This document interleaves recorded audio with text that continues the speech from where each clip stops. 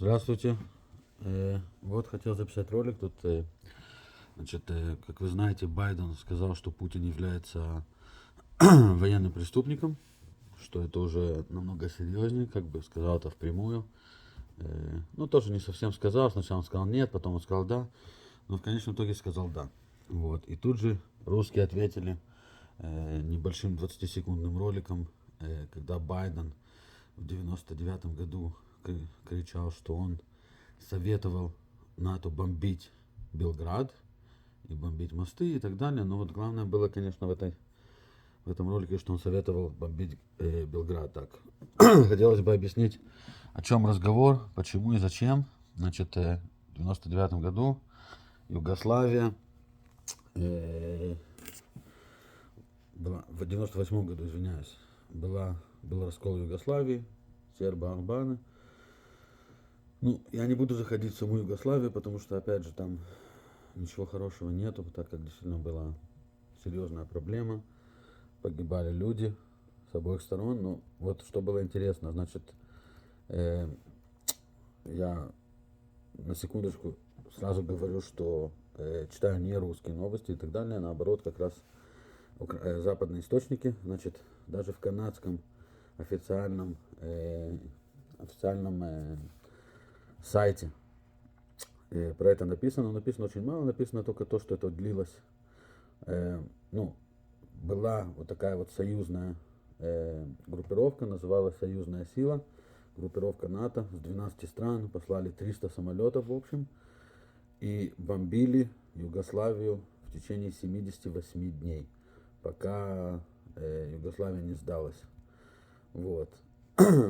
Это все, в принципе, что написано в канадском официальном сайте, что бомбили, ничего не говорится ни про то, сколько человек погибло, как, что, зачем. Ну вот расскажу чуть больше об этом. Значит, во-первых, Совет Безопасности ООН не разрешил эту атаку, там Китай и Россия противились, поэтому НАТО это сделала первый раз в жизни, она это сделала по своему решению, как бы вот забили они на ООН в данном случае и сказали вперед, будем бомбить. Вот. Бомбили они с 24 марта 99 года по 10 июня 99 года. 78 дней. Вот. И погибло там, вот есть такая организация Human Rights Watch,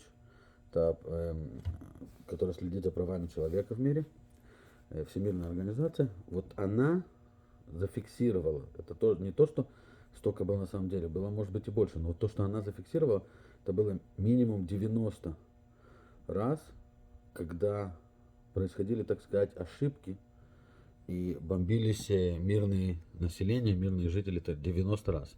Причем в этой бомбежке, да, применялись кассетные бомбы, про которые они сейчас так сильно кричат, что это против конвенции, что русские применяют. Русские кричат, что украинцы кричат, что русские применяют. Смотря кому верить, но вот НАТО применяло. И это причем подтвердила Всемирная организация. Применяла 90, минимум 90 ошибочных бомбежек. Они зафиксировали около 500 погибших мирных жителей от этих бомбежек. Югославия сказала, было порядка 1200. Вот.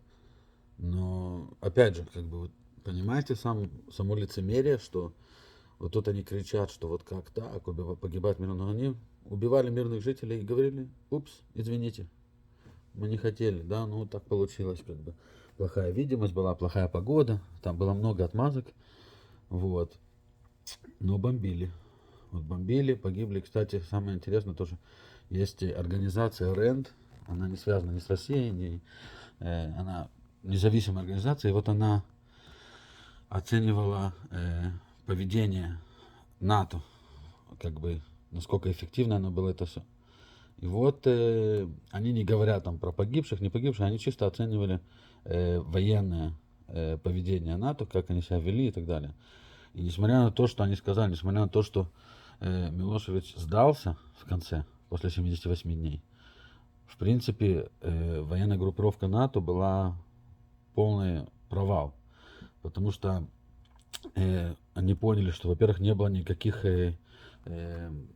общих действий, как бы они там плохо друг с другом не координировали, не было нормальной координации, бомбежка не приносила нужных результатов. И, кстати, опять же, самое интересное, 78 дней НАТО со всеми самолетами, со всем, что у них было, 78 дней.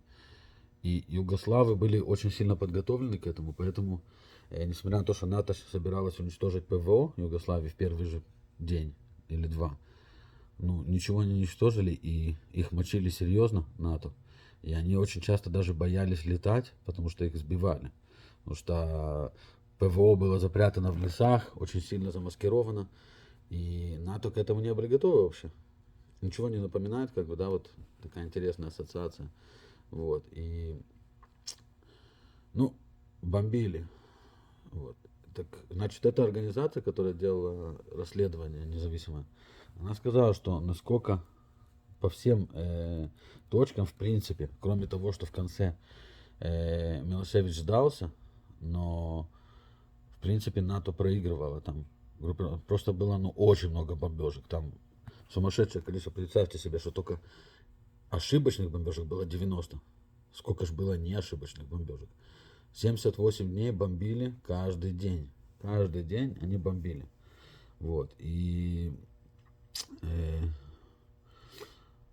из-за этого НАТО, самолетом НАТО, кстати, из-за того, что у Югославии было хорошее ПВО, самолетом НАТО приходилось летать 15 тысяч футов высоты. Там, 5 тысяч километров. 5 километров, извиняюсь. 5 тысяч метров высоты. И они как бы поэтому и кричали, что вот им плохо целиться было. Поэтому и были вот эти вот случайные жертвы. Никто не обвинил НАТО в военных преступлениях. Милошевича обвинили в военных преступлениях, а то, что НАТО поубивал кучу народа, как бы мирного, то, что они там ошибочно бомбили, то, что бомбили страну 78 дней и не сильно смотрели, кого именно они бомбят, на это никто ничего не сказал. Никого не судили там, ни генералов, которые случайно давали координаты, ни пилотов, которые убивали людей по ошибке. Ну, ошибка, не ошибка, судить все равно, по идее, надо, да, и так как они говорят про военные преступления и так далее. Вот, опять же, я не вдаюсь, кто там был прав, кто там не был прав. Думаю, что Милошевич был неправ по-любому. Там была этническая зачистка албанцев и так далее. Но это кого вы спросите?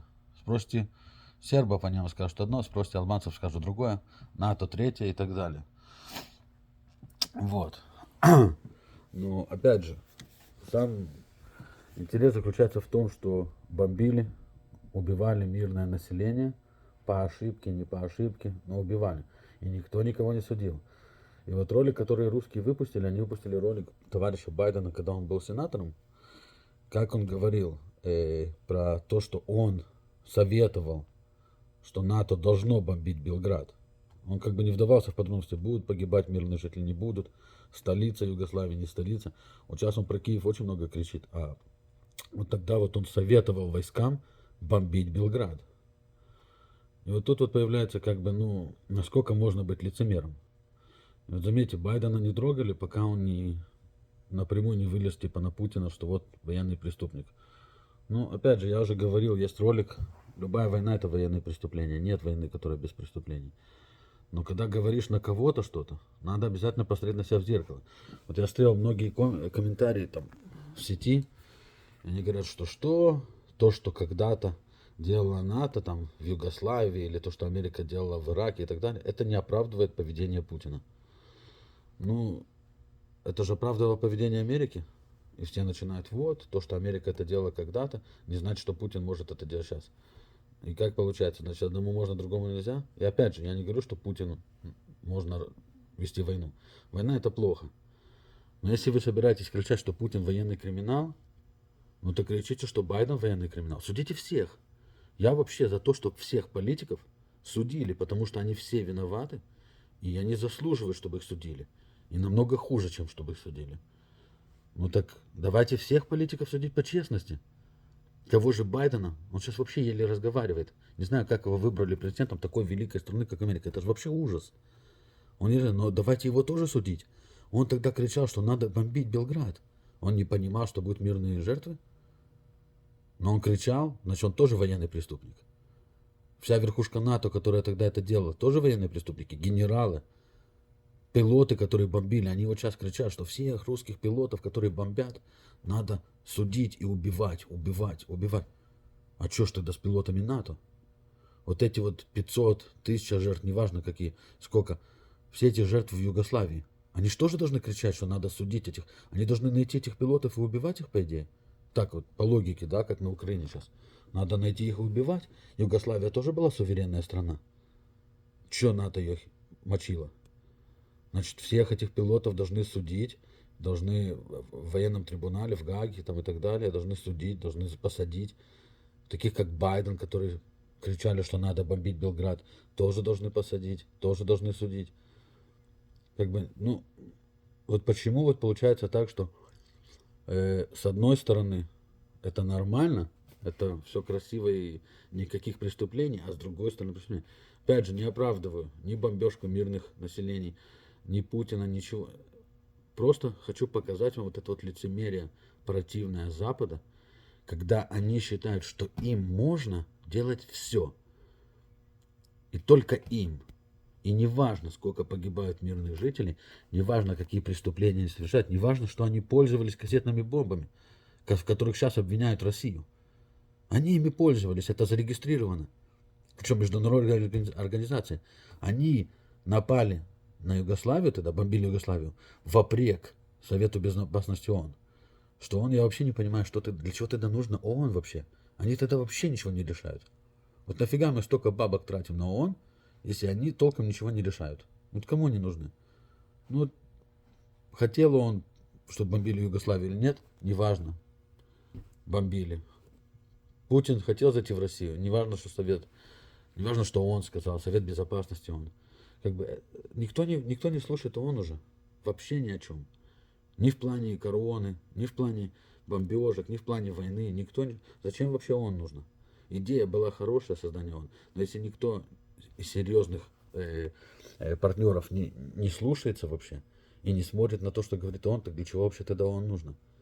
Сказать, что вот у нас есть, у вас есть и у вас и нету. Потому что если все забили на вас, то какой смысл вас держать вообще? Ну вот как-то так. Опять же, хотел показать просто лицемерие Запада. Не оправдываю гибель мирных украинцев никак, ни в какой степени. Уверен, что никто, даже русский, не оправдывает гибель мирных украинцев. Но вот разница в том, что когда гибнут мирные украинцы, значит русские это военные преступники. Когда гибли мирные югославы, НАТО были спасителями. Вот как-то так получается, интересно, да? А для тех, кто живут на Западе, просто заметка вам, кем являются ваши правители и как они любят скрывать правду от вас. Вот, например, вы не найдете ни в одной газетенке, ни в одном серьезном издании вы не найдете ничего про Югославию. Кого там бомбили. Вот я вчера искал Google, то все, ну, просто очень тяжело найти западное издание, которое говорит, что вот НАТО убило 500 мирных жителей и совершила военные преступления и пользовалась кассетными бомбами. Очень тяжело найти такое. Почему? Ну, все понятно. По той же самой причине, что они сейчас блокируют RT, вот, Russia Today, они блокируют во всем мире. Также надо блокировать все их СМИ, потому что они все врут. Все лицемерят, все врут. Вот. Ну, смотрите ролик, вот это, ну, всего 20 секунд, там, в принципе, сильно переводить нечего, но все равно поставлю титры, потому что, ну, просто, чтобы было, как бы, понятно, что он там кричит, вот. Но, честно, я вот на него посмотрел, когда он был помоложе, и сейчас, ну, я не понимаю, как до сих пор, как его выбрали президентом США. Ну, просто смех и грех. Ну, удачного просмотра. Спасибо всем. Different. I just want to know what you suggest, because back then, when I was in your position, I was suggesting we bomb Belgrade. I was suggesting that we send American pilots in and blow up all the bridges on the Drina. I was suggesting we take out his oil supplies. I was suggesting very specific action. And isn't it interesting that